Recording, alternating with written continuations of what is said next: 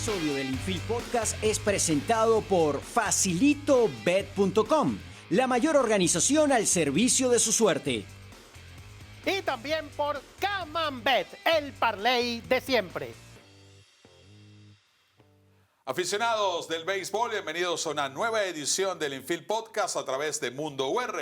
Les saludamos Efraín Sabarce, Carlos Balmore Rodríguez y Freddy Chercia. En esta edición, de verdad que nos complace. Sé que a mis compañeros y a mí nos agrada mucho tener a este invitado con el cual contaremos hoy, al cual le tenemos mucho respeto y admiración y estamos fascinados de tenerlo hoy con nosotros. Se trata del periodista Domingo Álvarez. Domingo, bienvenido al Infield, gracias por regalarnos parte de tu tiempo.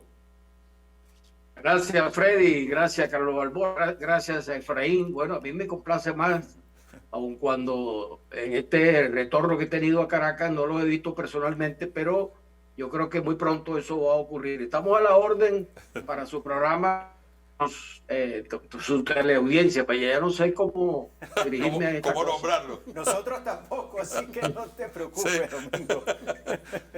Domingo, cuéntanos qué significado tiene para ti este homenaje de que el próximo campeonato va a llevar tu nombre. Bueno, mira, tiene el mayor de los significados posibles debido a que, bueno, hay muchos factores y muchas cosas que quizás pasaríamos mucho tiempo explicándolas, pero recuerda que yo tuve muchos años en la liga y una de las cosas que manejaba era el perfil de las personas a las cuales se le iba a dedicar el campeonato. Y cuando yo vi que me estaban dedicando el campeonato y me di cuenta que yo no cumplo el perfil, yo dije, bueno, algo está pasando aquí. Pero es cierto, aquí estoy. Y bueno, me toca lanzar la primera bola y bueno, y el campeonato se llama Domingo Álvarez. Por eso te dije que para darte una explicación de todas esas cosas tengo que hablar mucho y es preferible decirlo así como dije. Mira, pero ¿y por qué, Domingo, tú dices que tú no reúnes el perfil? Bueno, porque como te dije, yo era el encargado de escoger el perfil y hacer incluso propuestas y estudiar varios nombres que todos estuvieran relacionados con directivos de la liga o ex directivos de la liga y todo vinculado incluso con propietarios. Y por supuesto, yo no soy o era para el momento ni directivo ni propietario, yo era un empleado de la liga. Yo duré 28 años como gerente general, que es un cargo de función, pues, y es empleado de la liga.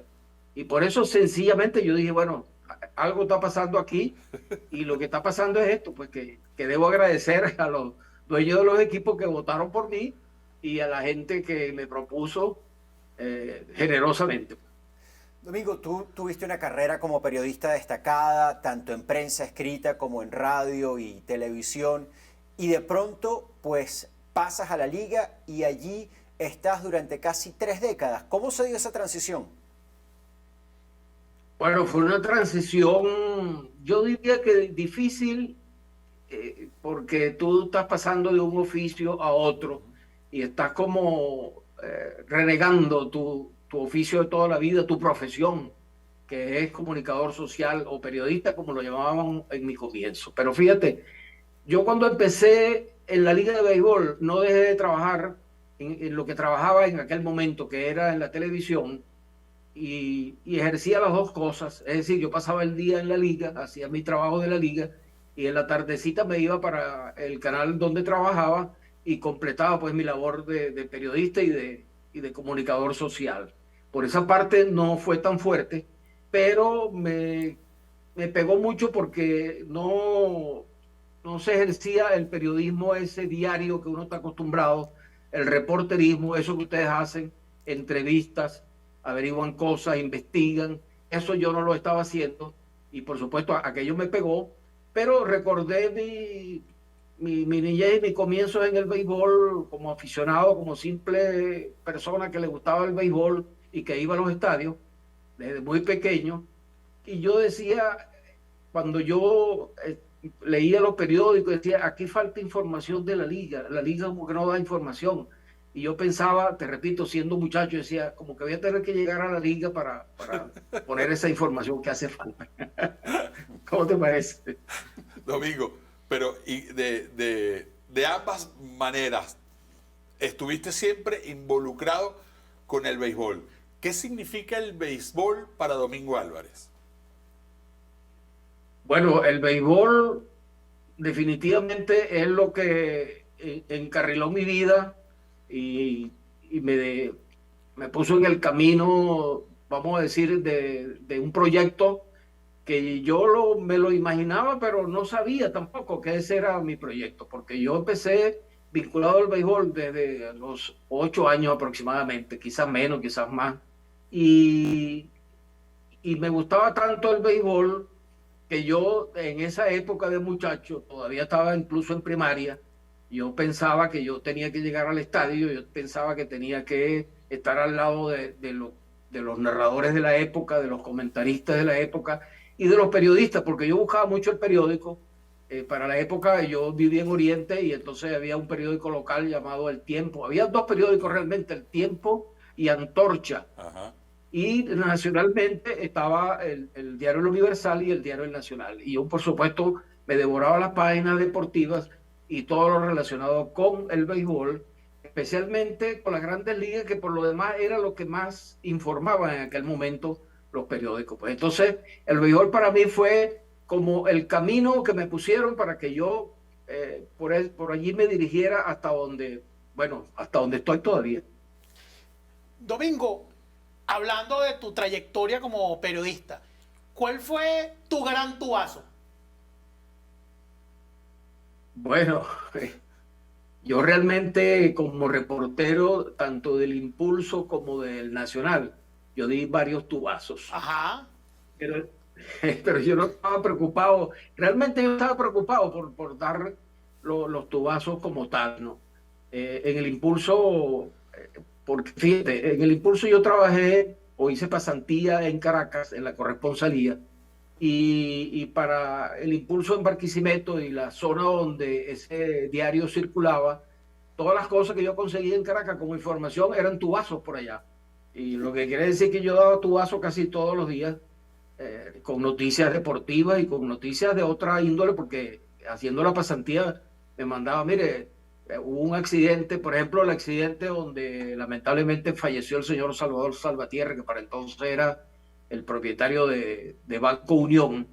Me mandaron a cubrir ese suceso y cuando llegué al sitio me dijeron, no, ya se llevaron al señor herido para la clínica Ávila. Y cuando llegué a la clínica Ávila encontré un grupo de personas ahí en la puerta de la clínica, entre los que estaba Rómulo Betancourt. Ahí se hizo fotos, se reseñó todo eso, y más ningún periódico en el país reseñó esa parte de la información. Y fíjate, te estoy hablando de una cosa de suceso. Uh-huh. Esa es una cosa que recuerdo, pues. Y en el Nacional, en la época de los Panamericanos, cuando hubo una gran polémica nacional, que si se montan los Panamericanos en Caracas o no se montan, y bueno, hubo elecciones, el presidente electo resultó ser el doctor Luis Herrera Campins, y como presidente electo él despachaba en un sitio hasta que llegara el momento de asumir formalmente la primera magistratura. Entonces el Comité Olímpico lo fue a visitar para ver qué opinaba él, y porque todo estaba en manos de él, pues él era el que iba a decidir si los Juegos Panamericanos se montaban o no en Caracas. Entonces él recibió a la gente del Comité Olímpico en su despacho de presidente electo, y cuando esa gente salió de ahí, salió con una cara que uno no sabía descifrarla, pero parecía que no. Sin embargo, yo le dije al fotógrafo, que era Jacobo Lezama, que paz descanse, digo, Jacobo, vámonos para la casa del señor José Veracasa, que era presidente del Comité Olímpico, porque yo creo que esta gente se va a reunir allá para ver qué es lo que van a hacer con relación a lo que les comentó o les dijo el presidente electo. Nos fuimos para la casa de José Veracasa, más ningún periodista se le ocurrió ir para allá. Hicimos la reseña de esa reunión del Comité Olímpico relacionada con lo que les había dicho Luis Herrera Campins, y eso apareció en primera página. El único medio que lo reseñó fue el diario El Nacional, pues no lo reseñé yo. Pues. Ese otro tubazo que recuerdo de esa época. Y bueno, muchas cosas, pero pasaríamos aquí toda la tarde, muchachos, echando cuentos. Este es el Infield Podcast, hoy con Domingo Álvarez. Todos los lunes y viernes puedes disfrutar lo mejor del Infield Podcast por Mundo UR, así como de lunes a lunes puedes jugar y retirar con facilitobet.com. No importa si es domingo, feriado o bancario, juega fácil y cobra a diario en facilitobet.com. La mayor organización al servicio de su suerte. Domingo, el béisbol por lo general, a todos los que tenemos la suerte de elaborar con esto, nos da muchas satisfacciones, muchas alegrías, pero en el trabajo que te tocó a ti durante casi 3 décadas en la LVP, hubo momentos difíciles, momentos duros. Recuérdanos alguno así que tú hayas vivido, que tú digas, oye, la pasé mal, no me gustaría volver a repetirlo? Bueno, también fueron muchos momentos, claro, en el deporte eso casi no se presenta, yo diría que es así, pero también se presenta. Por ejemplo, me tocó cubrir un campeonato centroamericano y del Caribe de atletismo que se realizó en Ciudad Guayana, y una de las figuras que estaba en ese evento era Alberto Juan Torena, campeón olímpico y mundial de los 800 metros, y era una figura destacadísima del deporte. Y bueno, y de Cuba, que en ese momento era algo verdaderamente espectacular, pues la manera. Sí.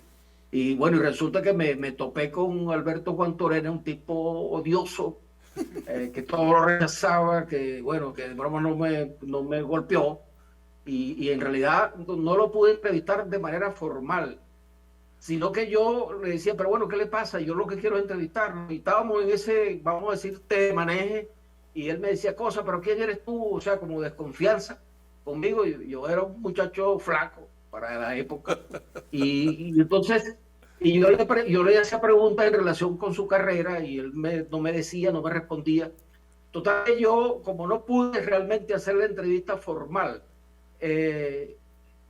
por supuesto, busqué la vida de Juan Torena, busqué sus eventos más importantes, de olímpicos, de mundiales, de todas las competencias donde había estado, y construí como una especie de entrevista que en realidad no se hizo de manera formal. Yo escribía que había un centro de prensa que estaba en Ciudad Bolívar y las competencias eran en Ciudad Llana. Uno tenía que correr de un lado a otro. En ese centro de prensa yo consigné mi carpeta con la entrevista a Alberto Juan Torena, y el día siguiente le decían a uno, se lo devolvían y le decían, mira, eso fue pasado, etcétera, y le informaba, bueno, déjame decirte que la entrevista se desapareció, no llegó al periódico, no la publicaron, no apareció en ninguna parte. Pues un momento verdaderamente desastroso, pues, para un periodista. Domingo. Ajá, adelante. Cuéntame. No. Y como directivo de liga, que es tu otra faceta, como gerente general, voy a lo mismo que te comentaba Freddy. El momento más difícil que te haya tocado enfrentar ya en esa nueva posición en la que pasaste, bueno, casi 30 años. Bueno, fíjate,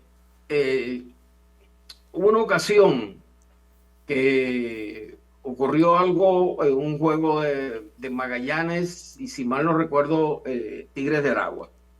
Pero lo cierto es que la gente de Magallanes no estaba conforme con la decisión de la liga. Y bueno, había como un ambiente verdaderamente inhóspito. Y estaba pasando algo que era un poco común dentro de la liga. Sin embargo, la junta directiva dice, nos toca ir a Valencia, allá está jugando el Magallanes, a conversar con la junta directiva para ver si este momento tan álgido, bueno, se desvanece y se vuelve pues al carril. Bueno, arrancamos hacia Valencia desde Caracas, y cuando nos detuvimos en una de esas estaciones para poner gasolina, me tocó convencerlos de que no terminaran de llegar a Valencia porque iba a ser una cosa muy amarga. Y nos devolvimos de ahí de echar gasolina, no llegamos hasta Valencia. Después, al día siguiente, por teléfono empezaron a resolverse las cosas, y al final no pasó nada, ¿no? Pero el momento que eso fue iban incómodo. transcurriendo los kilómetros, incomodísimo. incomodísimo. Y también, por ejemplo, hubo un momento cuando a los Tigres de Aragua se les ratificó un forfait en Caracas en un juego contra los Tiburones de La Guaira, y la liga ratificó el forfait porque se aplicó el forfait porque los Tigres llegaron al estadio y había llovido y el estadio universitario se había inundado porque había caído un aguacero previamente. Entonces los Tigres dijeron que ellos con ese dogado inundado no iban a jugar. Sin embargo, hubo gente que voluntariamente comenzó a limpiar el dogado, pero ellos se fueron, no quisieron jugar porque, bueno, eso está sucio, eso no nos conviene estar ahí, y se fueron y se les decretó el forfait y después en una apelación se les ratificó. Y hubo una llamada de un directivo de los Tigres, que era porque lamentablemente ya falleció, una persona muy amable, muy correcta, muy honesta, bueno, excelente amigo, y llamó, y la única persona que estaba en la liga era yo, y bueno, todos los insultos los recibí yo. Aquello fue verdaderamente, sí, aquello fue verdaderamente lamentable. Sin embargo, bueno, me tiró el teléfono y todo después de haberme dicho muchas cosas. Y a los 5 minutos sonó el teléfono para pedirme disculpas y conversamos entonces con tranquilidad, con amabilidad, y todo pues pasó. También un momento difícil, otro momento bien difícil, yo no sé si ustedes deben recordarlo, porque ese momento yo creo que quedó pues en la historia del béisbol venezolano. Como la única vez, bueno, en 28 años que yo pasé en la liga, es la primera y única vez que yo vi eso. Había un árbitro extranjero, gringo, estadounidense, muy joven, no recuerdo exactamente el nombre de este momento, Benju era un muchacho moreno, y él estaba en la tercera base como árbitro en Valencia. Y en un juego contra el Caracas, Eddie Díaz, Andy Chávez estaba corriendo en tercera. Hubo un batazo para el center field. Andy Chávez arrancó, tú sabes lo rápido que era Andy Chávez, arrancó. Y bueno, el Magallanes celebró la victoria, pero entonces el Caracas apeló. Y este árbitro cantó AO porque supuestamente el corredor había salido antes, que yo creo que con Andy Chávez corriendo y la pelota tan lejos que estaba, no había necesidad de que ese tipo saliera antes. Sí, es verdad que salió antes, pero eso, mire, se formó un zafarrancho como nunca. Yo no sé si te recuerdan esa jugada. Bueno, en la misma noche empecé a recibir llamadas y hubo un directivo también de Magallanes, amigo mío, muy amigo, y que todavía aprecio mucho, y me dijo, después que conversamos y bueno, se dieron cosas altisonantes, me dijo, mira, Domingo, se acabó el béisbol. Pero bueno, fíjate, todavía estamos jugando béisbol. Caramba. Domingo, uno tiene la impresión, al conocerte primero pues a través de tu trabajo en los medios y luego personalmente, y con las personas con las cuales uno ha hablado, que han tenido incluso mayor trato contigo, que eres una persona muy estudiosa, muy correcta en su trabajo, pero también muy conciliadora. Esta última característica, ¿cuán importante fue para mantenerte durante tanto tiempo en una posición tan importante en la liga, tomando en cuenta las presiones que existen, lógicas como en cualquier circuito deportivo, de parte de los directivos de cada uno de los conjuntos? Bueno, sí, en el transcurso de esos años que yo estuve en la liga, eso fue muy importante, y muchas cosas se resolvieron por el diálogo, a través del diálogo, conversando. Porque claro, los dueños de equipo, déjame decirte, son amigos, son grandes amigos de verdad, pero cuando empieza el campeonato de béisbol, bueno, ya no es que son enemigos, pero que casi que no se pueden ni ver. Y desde luego uno apela a ese concepto de la amistad para llegar pues a una solución, y sobre todo las cosas se resolvían porque había una cosa en la liga que era importantísima, y bueno, mientras yo estuve ahí, de esa manera se resolvían las cosas, que es como decir, tú aplicas la Constitución. La liga tiene unos estatutos, tiene unas condiciones de campeonato, tiene unas normativas en general. Eran varios textos, pero Tú lo que tienes que hacer es aplicar aquellos textos al pie de la letra, y aun cuando al perdedor en la mesa o donde sea, seguro que aquello no le gustaba, bueno, al final quedaba convencido que cumpliendo los estatutos de la liga, las normas de la liga, todo marchaba normalmente.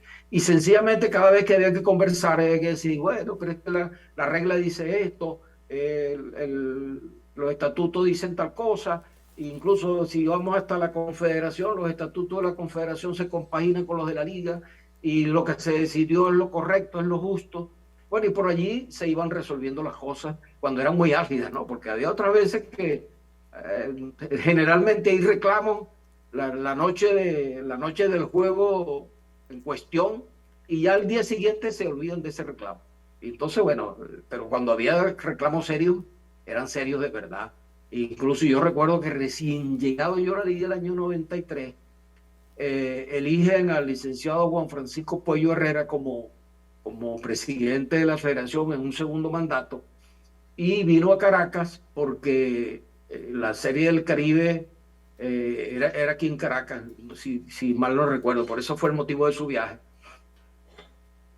Y había varios suspendidos en la Confederación de Venezuela. Estaba suspendido Pepo Mechado, que en paz descanse, el gerente general de Águilas del Zulia. Estaba suspendido Pompeyo de Avalillo, que era manager, había sido manager del Zulia en una Serie del Caribe que se hizo en Mazatlán. Estaba suspendido, el equipo estaba multado, el equipo Águilas del Zulia, estaba multado con una cifra importante en dólares. Y bueno, entonces a mí me encomendaron, el licenciado Puello cuando llegó, digo, porque además el licenciado Puello decía que a él lo habían ofendido en una discusión de esas que hubo, porque pasó un hecho allá en Mazatlán con las Águilas del Zulia, y los familiares de los peloteros tuvieron que ponerlos en las gradas. Bueno, una cosa que yo no la había presenciado ni estaba muy enterado, y sin embargo el presidente me dijo que era Jaime Benítez. Todavía la liga estaba en manos de la comisión la comisión reorganizadora, que era Jaime Benítez presidente, Oscar Prieto y Humberto López como vicepresidente. Era provisional, pero era la emergencia de la reorganización de la liga. Entonces me dijeron: Domingo, encárgate de redactar unas cartas a nombre de las Águilas del Zulia, a nombre de Pompeyo de Avalillo, a nombre de la liga, que también estaba multado, por cierto, la liga, para el licenciado Puello, para ver si nos quitan ese poco de multa por lo menos, o a Pompeyo le quitan la suspensión, porque Pompeyo, si gana aquí el campeonato, no va a poder dirigir la próxima Serie del Caribe. Bueno, me tocó conocer y conversar con el licenciado Puello, y conversé, y nos conocimos, y hablamos un poco de la situación, y después el día siguiente, me acuerdo yo que él estaba alojado en el Hotel Meliá, le presento las cartas, y bueno, y yo me voy porque la liga quedaba cerca. Y él después llamó a la liga y pidió hablar conmigo. Y me dijo: Domingo, ¿tú redactaste estas cartas?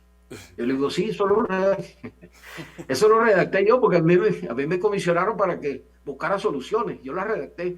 Me dijo: caramba, qué caballeroso, qué visión tienes tú de cuando hay problemas y del béisbol.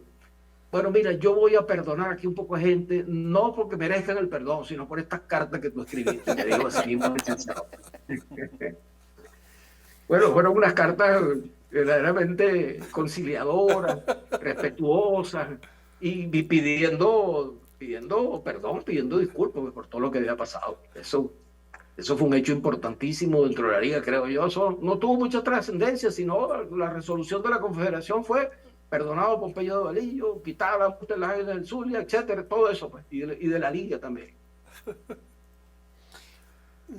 Domingo, ¿cuál es, digamos, la naturaleza del cargo de gerente general? O sea, ¿qué hace o qué cosas hace un gerente general? Y de todas esas cosas que te tocó hacer como gerente general, ¿de cuál te sientes más orgulloso?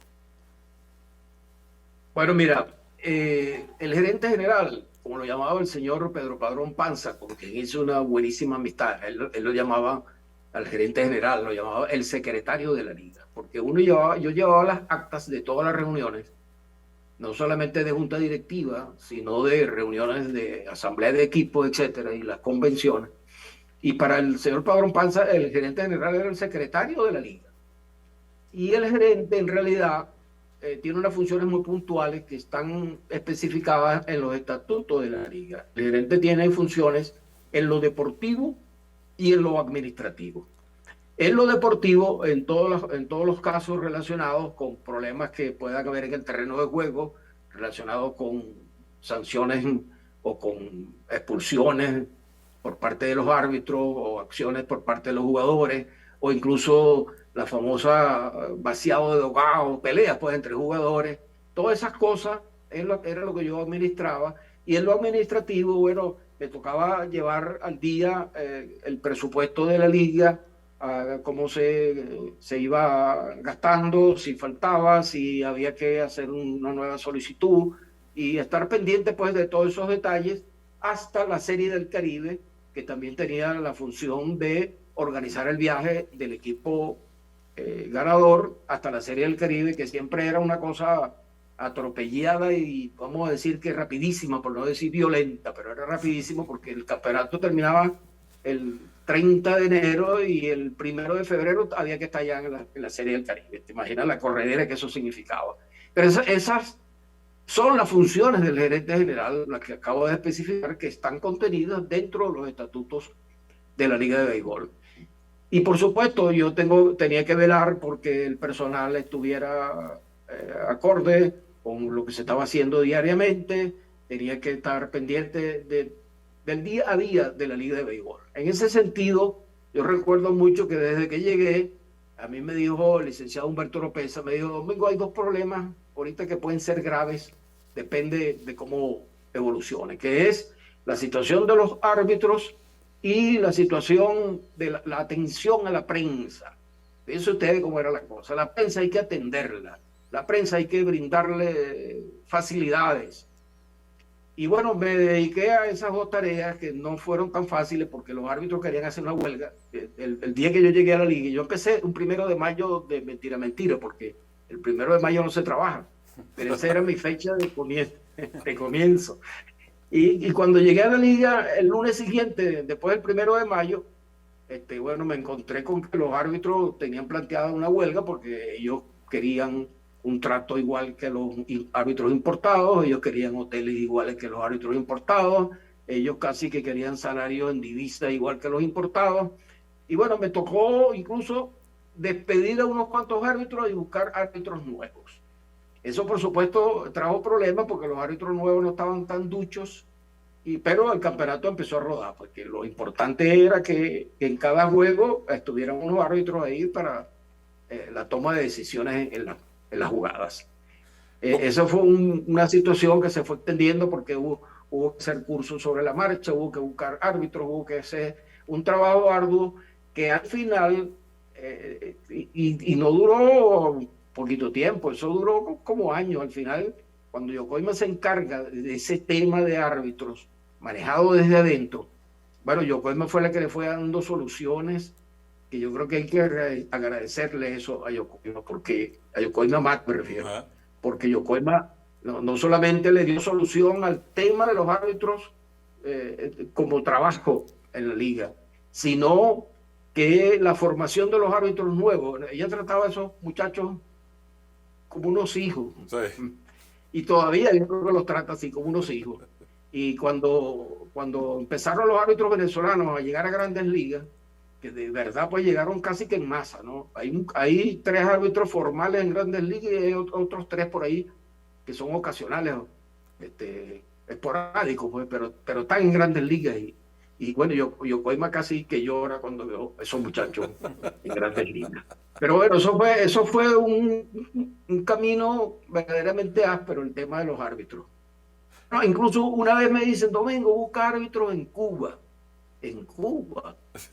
Y bueno, yo no sé si eché este cuento así brevemente, pero bueno, yo me encargué de contactar a una persona que supuestamente era la que podía traer árbitros.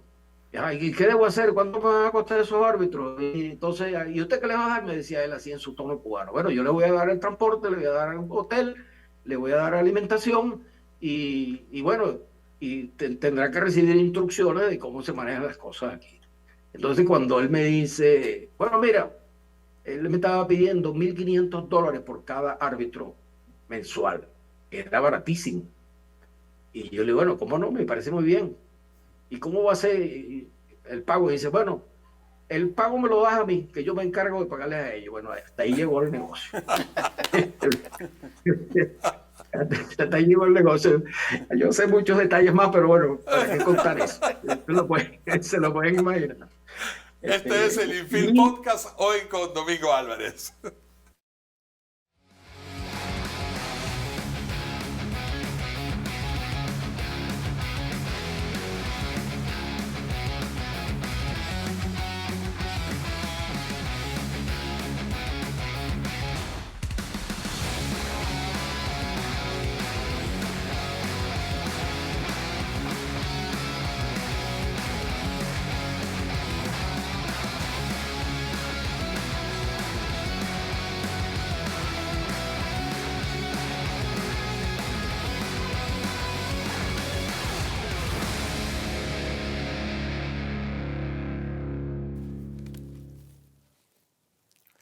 Domingo, tú eres un gran conocedor también del béisbol aficionado, ese que lamentablemente pues creo ninguno de los tres pues pudo observar, disfrutar, como sí lo entiendo, o como sí entendemos lo hiciste tú.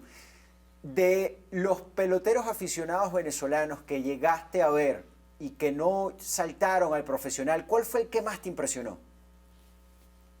Bueno, hay varios, porque yo la verdad que viví esa época, yo vivía en Barcelona, donde ahí en el estado de Anzoátegui se jugaba un béisbol AA y juvenil también, pero un béisbol AA que era lo que llamaban la época de oro.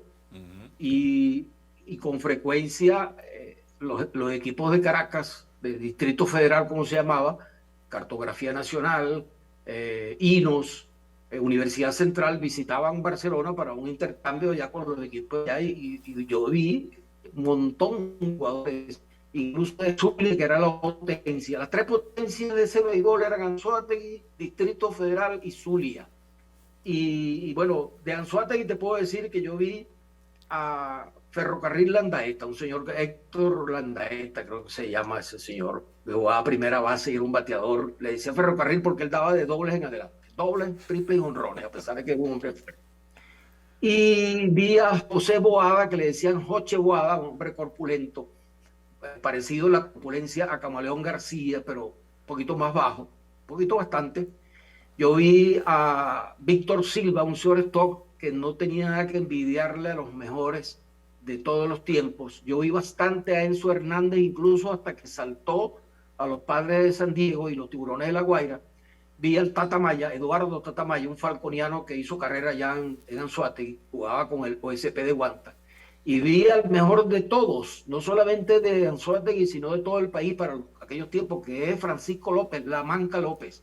Aquel hombre tenía el brazo derecho todo retorcido, porque se cayó de una mata de guayaba o algo así cuando era un muchacho de 7, 8 años, y el brazo no se lo trataron bien y le quedó retorcido, pero aún así bateaba a la zurda, y era un eminente centerfield y un hombre que, bueno, tenía lo que modernamente llaman las 5 herramientas, La Manca López, y además jugó como 30 años, jugó pelota, pero al mismo ritmo.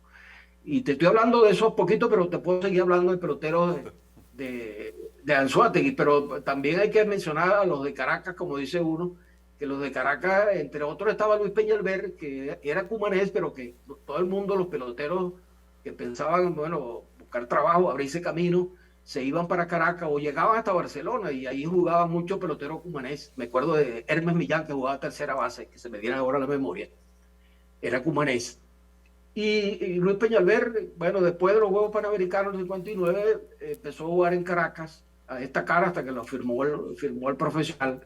Estaba también Enrique Capecci, un pitcher que yo creo que él era margariteño, no, de eso no estoy seguro. Pero generalmente había muchos lanzadores y muchos jugadores en general que no eran caraqueños, pero llegaban hasta Caracas buscando trabajo y aquí se desarrollaban. Aquí, por ejemplo, yo recuerdo a Fumerito, que si era caraqueño, Domingo Martín Fumero, que era un shortstop excelentísimo, aquella una figura, pero bueno, como ninguna.